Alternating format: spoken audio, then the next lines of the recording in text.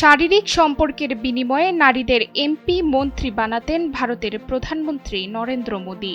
সম্প্রতি এমন অভিযোগকে ঘিরে নতুন করে রাজনৈতিক বিতর্কের সৃষ্টি হয়েছে ভারত জুড়ে। মোদীর বিরুদ্ধে গুরুতর অভিযোগ তুলে বিস্ফোরক মন্তব্য করেছেন বিজেপি নেতা সুব্রমণ্যম স্বামী। সম্প্রতি এক পডকাস্টে বিতর্কিত ব্যক্তি জেফ্রি অ্যাপস্টেইনের প্রসঙ্গ টেনে স্বামী দাবি করেন, ভারতের আরও প্রভাবশালী ব্যক্তিদের কর্মকাণ্ড নিয়ে তদন্ত হওয়া উচিত। তার অভিযোগ, দেশের প্রধানমন্ত্রী শারীরিক সম্পর্কের বিনিময়ে একাধিক নারীকে এমপি ও মন্ত্রী করেছেন। এদিকে স্বামীর এই বক্তব্যের প্রতি সমর্থন জানিয়েছে হিন্দুত্ববাদী লেখিকা মধুপূর্ণিমা কিশোর। তিনি তার মন্তব্যে বলেছেন, নরেন্দ্র মোদী কিছু এমপিকে শারীরিক সম্পর্কের ভিত্তিতে মন্ত্রী করেছেন এমন নাম হিন্দুত্ববাদী মহলের অনেকেরই জানা।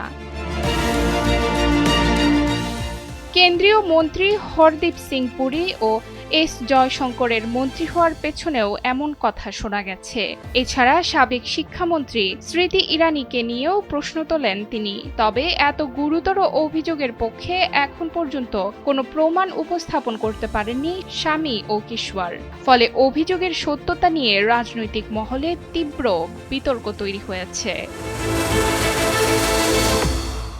এদিকে প্রধানমন্ত্রীর দফতর ও ক্ষমতাসীন দল এখনো পর্যন্ত এ বিষয়ে আনুষ্ঠানিক কোনো প্রতিক্রিয়া জানায়নি।